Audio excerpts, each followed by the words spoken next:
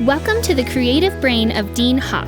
Get ready to be challenged, inspired, and equipped to become a better ministry leader.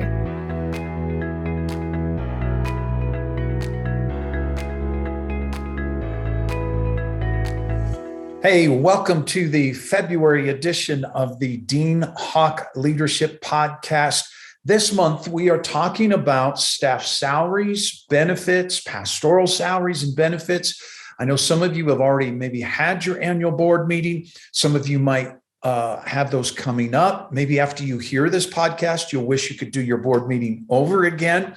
But I'm very excited to have as my guest this month is Phil Martin from ministrypay.com and the Church Network. And I've asked him to join us today. So welcome, Phil. Glad to have you here. Thanks, Dean. I'm happy to be with you. Phil, just dive in. Give me a little background about you and Ministry Pay and your role there. And it'll probably give people a better understanding of why I've invited you on for this. Well, Dean, I have a fancy title, CEO, Chief Executive Officer. It probably has as much power as senior pastor does some days, at least at Starbucks. Our association is a 66-year-old association of the men and women who run congregations. They have titles like church administrator, executive pastor, chief financial officer, depending on how the church is structured. So we have about 600 job titles in our membership. For years, we were known as the National Association of Church Business Administration. Some of you will know us as NACBA, but we do business now as the Church Network so that we give a broader focus. We are about the administrative side of church. Ministrypay.com is a resource that we produce and work with. For many, many years, we have done benchmark tools. I, for 24 years, served congregations, served a large, one of my last assignments was a large congregation in Houston, and learned about, at 34, I found myself with a large staff to manage, and I found the Church Network as an association to help me with that, and was a part of the organization for a long time. And then 20 years ago, I stepped out of the trench after having served congregations. I jokingly say, I know a lot of your listeners are senior pastors. I jokingly tell people I've been everything else but the senior pastor. So I've done lots of ministry work. So, well, here's what I appreciate about ministrypay.com is my board, our board of directors. Some of you might call them elders, deacons, however your church government is named. We have used this as a mainstay in establishing my salary. In the board of directors sets my salary. As those of you that know me, my wife Kim is highly involved and would function in an executive pastor role or lead pastor, executive pastor role. And so I have empowered them with all the tools of Ministry Pay to know what is a fair and equitable salary for where we are as a church. And so I just wanted to, I know a lot of you may have used it, a lot of you may have not heard about it, but it has been a great help to us in just establishing a mainstay to say, you know what, I think it was probably about 5, 6, 7 years ago, somewhere about 6 years ago, every person on staff was probably being paid for their position in the 10 to 20 percentile. And it kind of gave us some direction on, hey, everyone, myself included, is for our income and where we are as a church and comparing to churches of like kind, size. And for us specifically, annual income. And so then we began to work that, massage that. And when we had extra income come in, we said, you know what, let's try and get everyone to that 25 percentile. Right now we're hitting that 50%, the median mark on most of our staff salaries. So I'm very grateful for what you guys do. And I believe it really empowers us to help our staff and for our staff to know that they're getting paid in compensation that is accordingly. Tell me this before we dive into a little bit, maybe more about the specifics of Ministry Pay. Give me an overview. You've probably got a pretty good pulse of church finances, COVID. What are you seeing, Phil, is kind of happening around the country, and kind of what's the pulse you see with church finances in the last 2 years? I think the news is not as bad as I think most everybody was fearful of when March of 2020 hit us. I do think a consistency that I hear across the multiple groups that I connect with is that trends that were in motion have moved in motion faster. So Yes. if you were a struggling congregation whose future was questionable and you're struggling with income prior to the pandemic, you probably are struggling even more. If you were a pretty healthy congregation, things were good. And there's always anomalies. I can tell you one church that's doing terrible and one church that's doing great. But I think overall things are pretty good. None of us are yet seeing the kind of attendance numbers that we had before. And I think that's something we need to talk about when we talk about this tool, because one of the options is to look at attendance numbers. So I think the news is not devastating, but we still are unsure, and it's different in different parts of the countries. I'm in Arlington, Texas today in my office. I was in St. Louis last week. You go to the grocery store here in Texas, nobody's masked. Very few folks are masked. Right. There's not a lot of public concern about it, although the hospitals are struggling. In St. Louis, the folks on the street asking me for change were masked, as well as everybody in the city, because they have that. So there's a really different, I think it's affecting attendance in different places. But I don't think it's doom and gloom by any means. And we're seeing a lot of people asking the compensation question, particularly with this little jump in inflation we're seeing. Right. People are concerned about what their staffs are making, and if they were underpaid already, then this is going to create a greater burden for them, and they want to try to address that. So we're seeing a lot of uptick in subscriptions to ministry pay. So one of the things that a number that I've heard is on the attendance side is probably the average is churches are running about that 2/3, about 66% of what they were prior to COVID. Some are back full, some are back less. I did a survey here. I lead the Pastors Network here in Colorado Springs, and we had a gathering last week, and I had just done a poll locally, and we saw 48% increase from 20 to 21, 35% stayed the same, and about 17% decreased. And you kind of alluded to it. The churches that we are seeing that are experiencing the most difficult times are the smaller churches that were already, as you said, COVID has magnified the problem. If they were already running lean and mean, they've struggled to turn things around. I want to share with those that are listening something that I experienced, then we'll kind of dive back into this, but I ran some numbers at the end of the year, and I just want to challenge you guys to maybe take a look at some of your numbers and maybe go back and do a comparison. Because let me ask you, Phil, a question. The giving per person per week, and that's if I have 1,000 people in attendance, from babies, infants to my seniors, 1,000 people per week, you would take that number and divide it by your weekly offering, or you can do an annual kind of thing. I have heard that giving per person number varies anywhere from like $17 a person per week to in the low 20s. Do you have any insight on that? Yeah, I really don't have any numbers that would not be just anecdotal, and I kind of chuckle with some of the elders and lay people that call me and want an answer to a question. Sometimes I respond by saying, well, what would you like the answer to be? Because there are that many churches that I can find that would fit the answer. I do think one of the things we know right now is the old metrics that we were using prior to pandemic may not be helpful at this moment.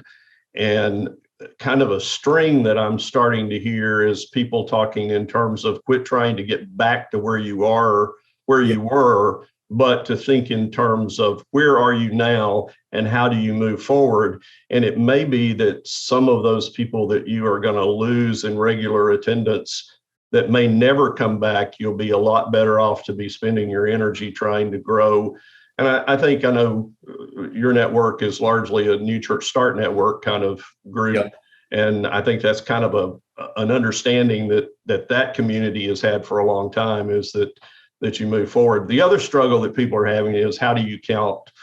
We've done streaming for a long time, but we really haven't included that in our worship numbers. And now how do we count that? And I'm hearing all kinds of manipulation, maybe the wrong name, but attempts to come up with a valid way to, if somebody connects remotely, is it a 1.25 or is it a 1.7 or how do you measure that so that it's meaningful?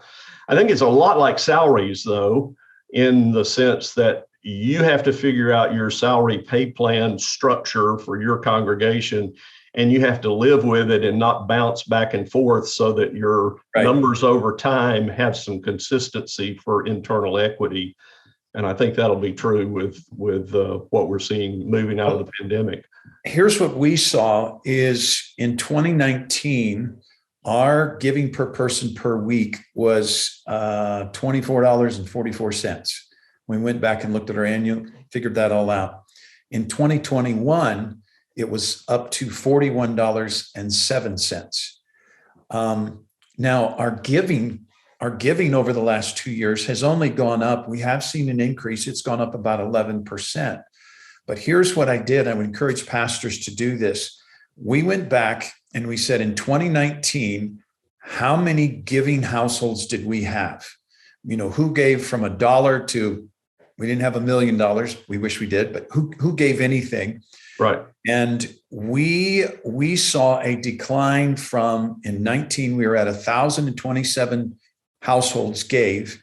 In 21, we were down to 929. We lost that 100 households. But here's what's interesting, pastors. We ran that number on any household who gave $2,000 or more, which, if you say, okay, the person that, maybe has a low income job is making the $20,000, maybe as a contributor, a tither, whatever level.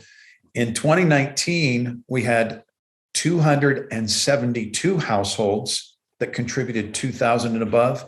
And in 2021, we had, it came out, I'm not lying, I'm frying, 272 households as well. So what we saw, the way I would say it, pastors, is we lost our tippers. Our mainstream givers stayed committed to the church. We're continuing to give on whatever level, whether that was a tithe of 10% or 2 or 5%. We saw our mainstream givers hold steady.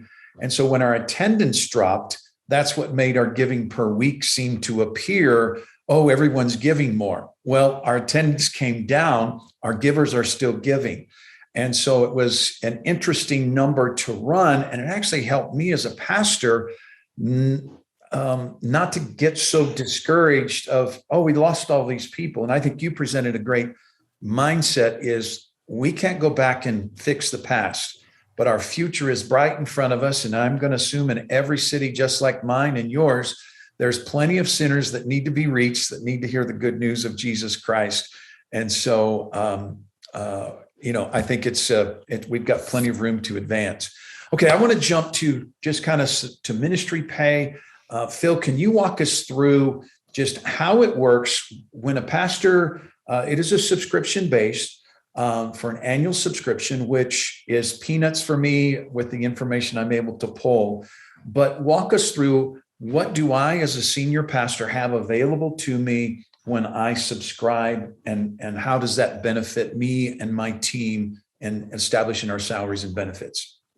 You bet. Well, I'm going to share a screen, and I understand that not all of your listeners, I'm a big podcast listener, so I'm listening as I'm walking or on the treadmill or out around town. So I know some of you aren't going to have this. You may want to go back and look at the video later to do this, but I'll try to talk in terms of this. The way the subscription works, this is not a membership to our organization. Our organization does have a membership, and we do extend a discount an additional discount if you're a member when you subscribe to this particular issue. Here's the rub, Dean. You and I have talked about this. So everybody needs and wants this data, but we can't make up the data. We can only provide the buckets that you can put your data in.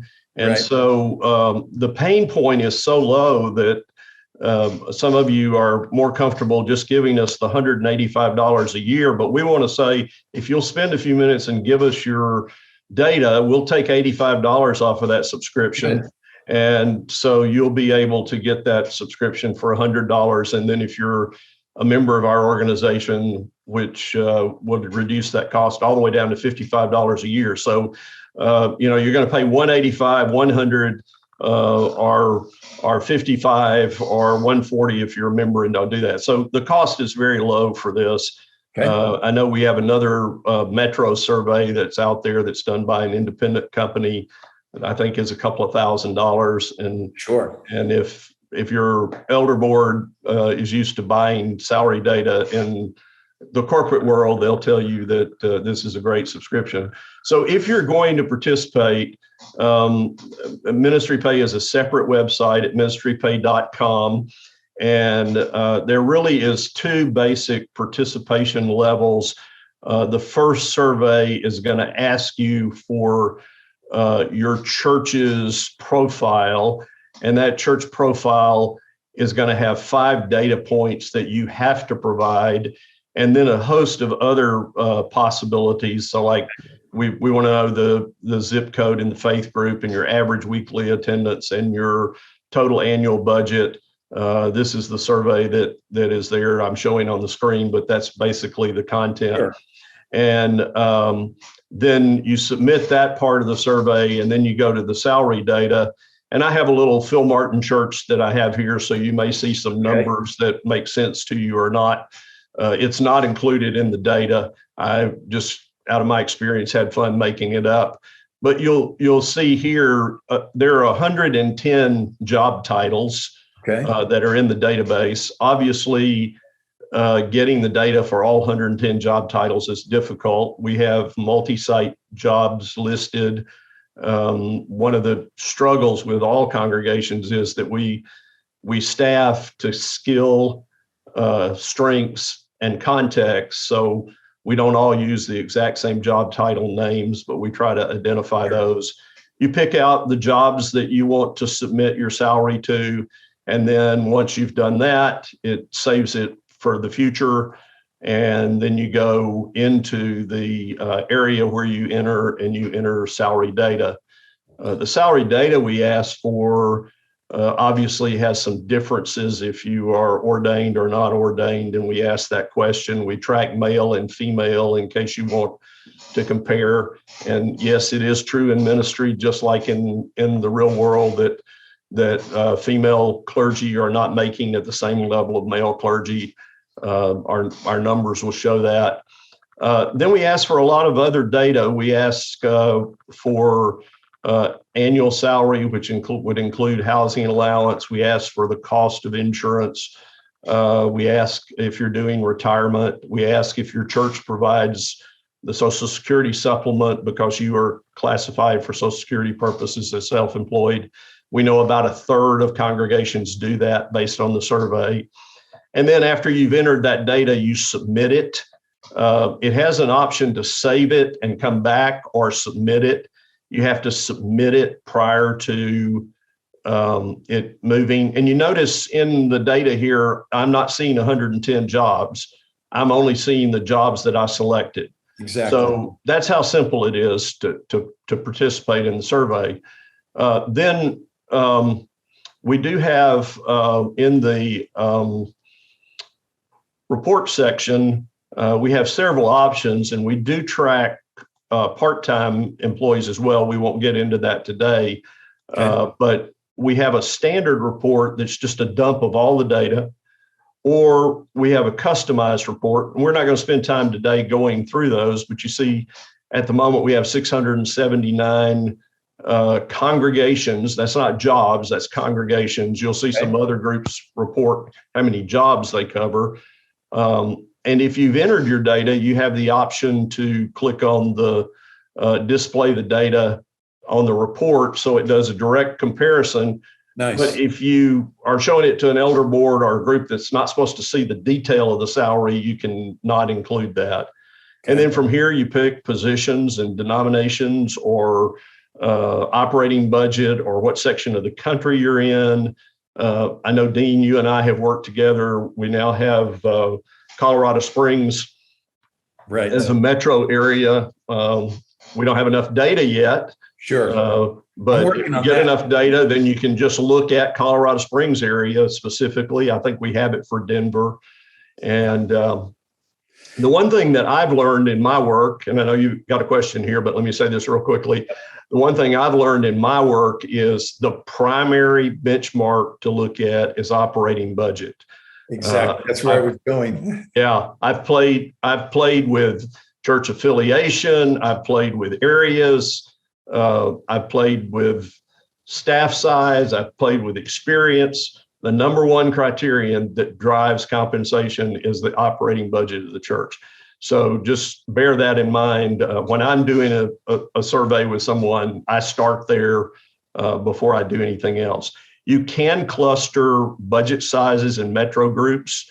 So you could look at Denver and Colorado Springs and Chicago and kind of pick some of the more high cost of living areas clustered together, as well as clustering jobs, operating budget size. So let me stop and let you ask questions, Dean. What I was just going to throw out to the guys and gals as well is we function almost solely off of that operating budget. Attendance, I can be running 10,000 people, but if my budget, I only have $1 million coming in, I don't care what I should deserve by attendance standards or what other churches of that size pay. I can only disperse what has been allotted to me. And so I just think it's important that pastors realize that. Can you click over then? Can you open up, just click a budget so we can see the 10, 25 or open a report on just the senior pastor or something so we can Sure, let's pull up. Let's pull a senior pastor and so let me show you real quickly. If you're looking there's a number up in the top right corner. And if you're watching this on screen, you'll see it. If not, you'll learn it when you get there. This shows how many data points are going to come based on what you're saying. So I'm going to run about a 1 million to a 3 million run. And you'll notice as I add them, it's adding the numbers. Yep. So we're going to, between 1 million and 3 million, which may be a little broad area, we've got 348 records. So I'm going to run this report. And the report is up on the screen. This is how fast the database works. Right. And this is a live database. So you'll see that we're looking at, we have a structure that gives you how many responses. And by the way, if you'd asked for your data, it would show in these first two columns, your data and your percentage. And then it shows the average operating budget is 1.8. The median is 1.7. So you can kind of see how you fit within the structure. There is a great help glossary of terms. This 10th percentile, 25th percentile, 75th percentile, 90th percentile. If you've forgotten your basic statistics course that you took in your undergrad class, right, you may need a refresher on what that is. But you're lopping off the highs and the lows basically, and giving a more, there's always going to be one pastor who makes a whole lot and one pastor who's working for nothing. And so you take those out of the calculation a little bit to help you. All right, let me jump in here, pastors. Here's where we were at that I was alluding to earlier. Most of our staff pastors were probably in that 10 to 25 percentile. We began to just kind of target. We weren't seeing monumental moves in our annual income, but when we did see a move, we were trying to get people up. And so most of my pastors on our pastoral staff, and we're trying to get even our hourly people up in that median and beyond. And here's what I would say to pastors is it's important that it's not a one-sided thing, that you're fighting the board to get your pay in that zone. My heart was, I want to move us all together. And if anything, I'm going to move people in front of me because I'm the lead pastor and I'm here to serve, not to be served. And so one of the things that we're doing is we even use this tool back down to our office administrative people. And one of the things we realized is that In-N-Out Burger, some of these places, minimum wage is, I think, $12 here in Colorado, but everyone is so short on help. They're offering starting hourly wages, $17, $18 an hour. And so we are being very, very intentional here with the 7% inflation, that the one arena we hadn't moved up yet is some of our hourly support staff, administrative. And so we are making some very significant $1 to $3, probably about an average $2 an hour bump, because we have great employees. And if they can go down the street, if they're making $16 an hour and they can go down the street and make 18, doing a non-technical job, we want to get back up there and be competitive. And so I would just encourage pastors to, just care for your team. All right. Absolutely. Cool. I think that's good on the website. Just check it out, ministrypay.com. And then it will also share with you guys the benefits, and it'll give you retirement and some of those kinds of things. What are some benefits, Phil, that you would say seem more common in the salary packages? Maybe that's not reflective specifically in the report, but what are you seeing as far as just some of the basics that you hear as you're talking with leaders? Well, I think being a guy who is very close to retirement, I think one of the things you want to be sure you're thinking about, even for your young employees, is, compounding interest is so important when you start to look in retirement. And congregations who don't take care of staff many times get to the point that someone's retiring, particularly ministerial staff, and they don't have the resources to retire. Right. So looking at retirement options, I think, is a critical piece that everyone should do. One of the things that concerns me about a trend I've seen in compensation, I work with a lot of young ministers in residency programs, and I think a church makes a big mistake when they come up with a big package number. They say, we will pay you $70,000 and you're 28 years old and you get to pick how you use those benefits. Well, when you start looking at that, it's a struggle for me to live there. What's going to get lopped off of those benefits? Retirement, particularly retirement, maybe long-term disability, maybe things that that you think you can do without. So I think that's a piece that's really important for particularly ministers who are guiding their congregation in this. Yeah. We still know that compensation, our numbers for 20 years have shown about 50 to 53% of a budget goes to personnel. There are exceptions to that on both sides, but that's more the norm. I've seen 47 to 60 in different places, but ours has pretty much been consistently right in that 52, 53% range, if that's helpful. That is very helpful. Yeah. And you've spoken of internal and external equity. That's critical to have. You want to look at your internal piece. Are you paying a rock star a whole lot more than you're paying somebody else because you had to do that to get that particular minister to come to your church? That's an inequity. How does it compare to external salaries? You may be competing with UPS or FedEx down the road, your neighborhood. Well, one of the things I found out last week in our local survey is probably, and there's probably some listeners now, that about 20% of the pastors were not using any tool, any report. They were asking a fellow pastor, what do you pay your youth pastor? What do you,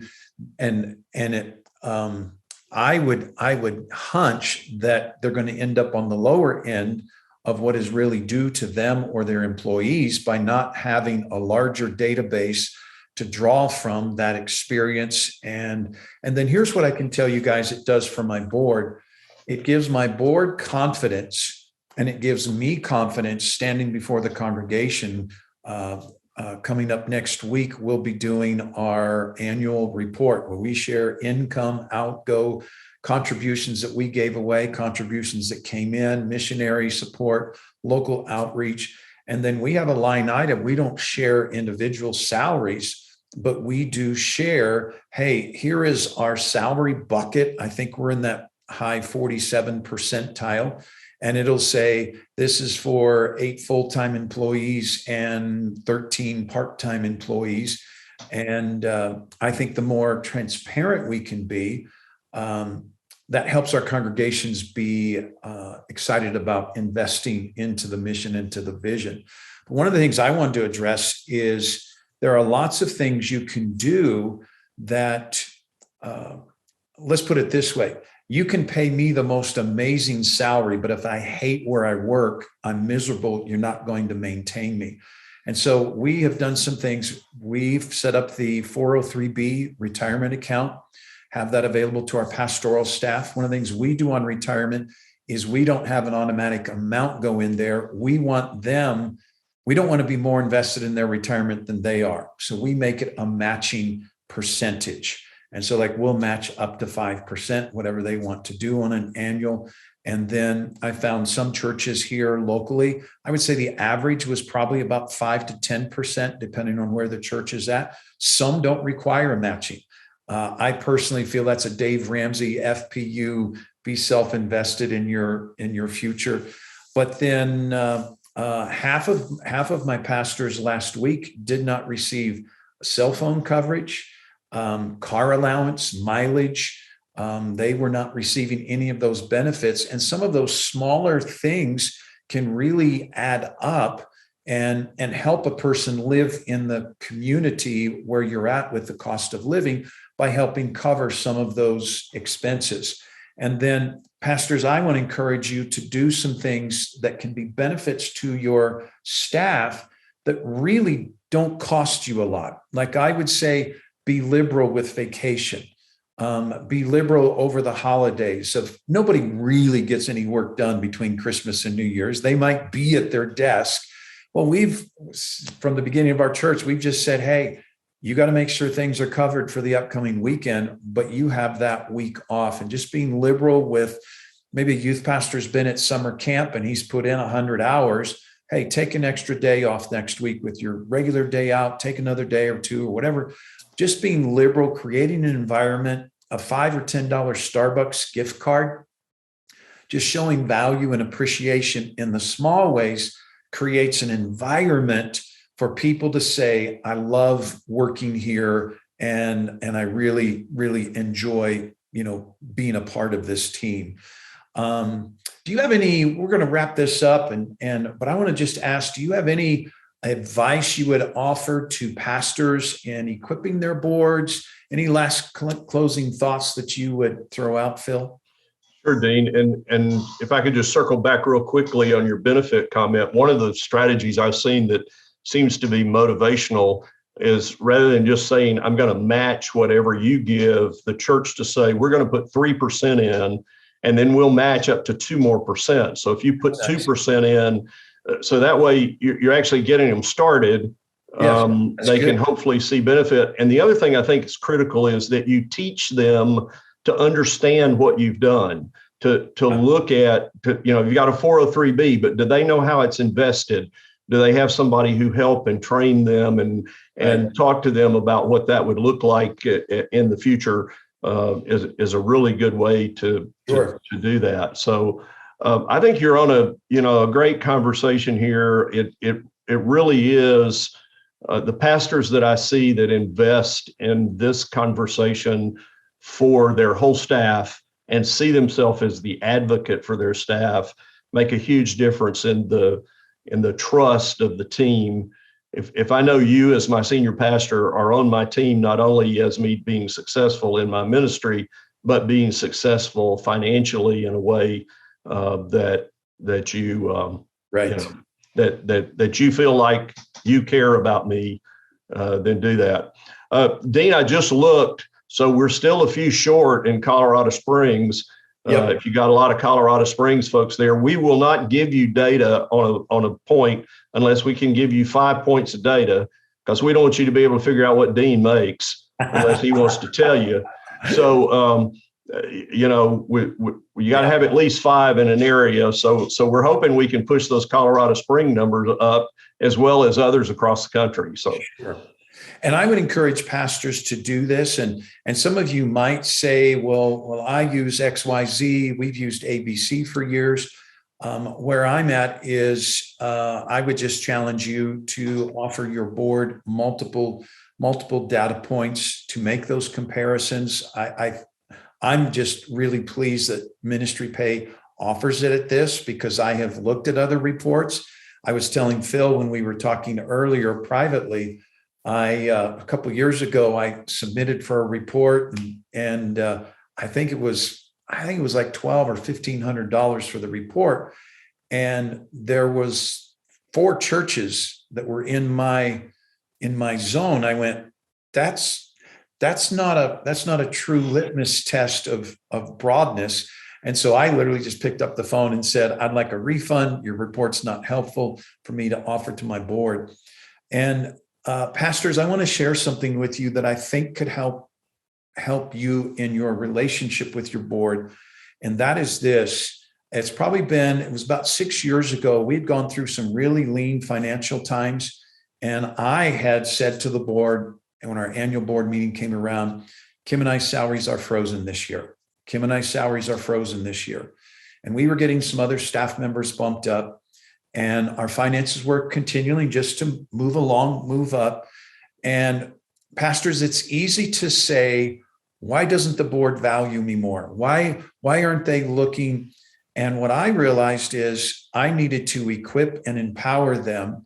I needed to give them the tools that would justify an increase in my salary. And so it was about 6 years ago, I said, we've went 3 years without a raise. Here's where the church has advanced financially. Our salary is back here. And I literally said to the board, slid all the data, printed out the reports, and said, here's where Kim and I should be making. I'm going to leave it in your hands. We're going to recuse ourselves from the room. And here's what I can tell you. My board was thrilled. I have a good relationship with them, but they felt empowered. We love you, we value, we appreciate you, but we don't do this day in and day out. This is not our career field. Give us the data to help us be a blessing to you and to help take care of your family. And so that's just helped me be bold in asking with my board and being direct. Phil? Let me say one parting thought that I experienced in my ministry years in local churches. Look at when you have this conversation. So if you're having this conversation at the time of the year that giving is low, and usually we look at the fall, we start talking about what we're going to do for the next year. Sometimes having the data about the flow of cash and how cash works will give a board more confidence to look at compensation raises. Not in the summer when compensation is lower or our income is lower. So teaching them about the annual flow of how the church's income works and how your decisions make. Also, sometimes having financial benefit conversations when you're not actually making the decision about the salary, talking about what is our philosophy of compensation for our staff. Have that independent, and then later actually look at the numbers and do those in a way that you're saying, okay, Bob makes 7, we're going to raise him to 8, or whatever the numbers are, so that you have a philosophy in place. That's good. Yeah. Phil, I appreciate your input. Pastors, if you have any questions, email me. If I can help you navigate anything with your board, easiest 2 emails for me are either dean@deanhawk.com or dean@rockfamilychurch.com. And just want to encourage you, go to deanhawk.com. All of our sermon resources, sermon series, graphics, all of that is available for free to help you guys that maybe are dual employed and you've got your secular job and then your ministry career. We want to help you with launch forward in some of that study time and getting you prepped for the weekends. So I hope this is Valentine's week. I hope you have done something amazing for your spouse this week. If you haven't, Phil, thank you for being with us. And please check out ministrypay.com. And I think it'll be a blessing to you and your church. So God bless you guys. Thanks for being here, Phil. You're welcome. All right. We'll see you guys. Thank you for joining us today. For a free sermon series and teaching outlines by Pastor Dean, visit us at deanhawk.com. Be sure and join us next month as we continue our growth on leadership.